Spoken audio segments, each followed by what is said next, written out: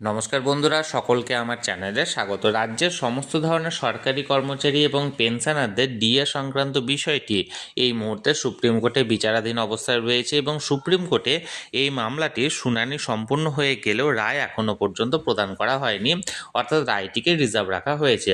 এখন সুপ্রিম কোর্টে এই চলমান ডিএ মামলাটির রায় কবে হতে পারে এই নিয়ে একটি বড় খবর সামনে এসেছে। কি সেই খবরে কি বলা হয়েছে সকল কিছু আজকের ভিডিওতে বিস্তারিতভাবে আলোচনা করব।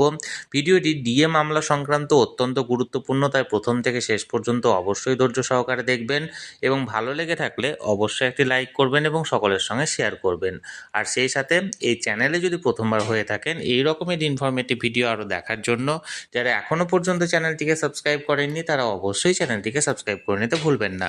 তাহলে চলুন আমরা বিস্তারিত জেনে নিই। সুপ্রিম কোর্টে চলমান এই ডিএ মামলাটির যেটা ফাইল করা হয়েছিল 3রা নভেম্বর 2022, এই মামলাটির বহু শুনানি হয়েছে এবং শেষ যে শুনানিটা হয়েছিল সেটা হয়েছিল গত 8ই সেপ্টেম্বর 2025 মাননীয় বিচারপতি সঞ্জয় কারোল এবং মাননীয় বিচারপতি প্রশান্ত কুমার মিশ্রের এজলাসে, এবং সেই সময় শুনানিটিকে সম্পন্ন করে রাখা হয়েছিল, অর্থাৎ আর কোনো শুনানি হবে না বলা হয়েছিল বিচারপতিদের তরফ থেকে।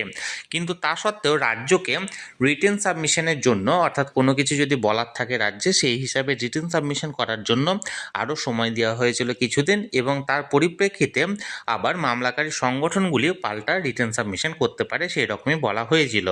সব কিছুই করা হয়ে গেছে, কিন্তু এখনও পর্যন্ত এই মামলাটির রায় প্রদান করা হয়নি। সুপ্রিম কোর্ট থেকে এই ডিএ মামলার রায় সংক্রান্ত এই মুহূর্তে যে আপডেটটি এসেছে সেটি হলো সুপ্রিম কোর্টে গতকালকে, অর্থাৎ গত 19শে ডিসেম্বর অধিবেশন শেষ হওয়ার পর সুপ্রিম কোর্টে শীতকালীন ছুটি পড়েছে এবং শীতকালীন ছুটি চলবে সুপ্রিম কোর্টে আজ থেকে, অর্থাৎ 20শে ডিসেম্বর থেকে আগামী 4 জানুয়ারি পর্যন্ত, এবং 4 জানুয়ারি পর্যন্ত ছুটি হওয়ার পর আগামী 5 জানুয়ারি সোমবারের দিন সুপ্রিম কোর্ট আবার পুনরায় ওপেন হচ্ছে এবং সেই সময় দেখার বিষয় যে আগামী জানুয়ারি মাসে এই মামলাটির রায় সংক্রান্ত কোনো রকম কোনো কজ লিস্টে এই ডিএ মামলাটি স্থান পায় কি না। আমি সবসময় চোখ রেখেছি, যে কোনো আপডেট আসা মাত্র তৎক্ষণাৎ সেটা আপনাদের সঙ্গে শেয়ার করে দেবো।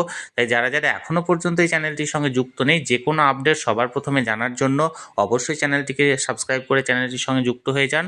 আর এই ভিডিওটি ভালো লেগে থাকলে অবশ্যই একটি লাইক করুন এবং সকলের সঙ্গে শেয়ার করুন, আর সেই সাথে অবশ্যই চ্যানেলটিকে সাবস্ক্রাইব করে রাখুন। ধন্যবাদ, দেখা হচ্ছে পরের ভিডিওতে।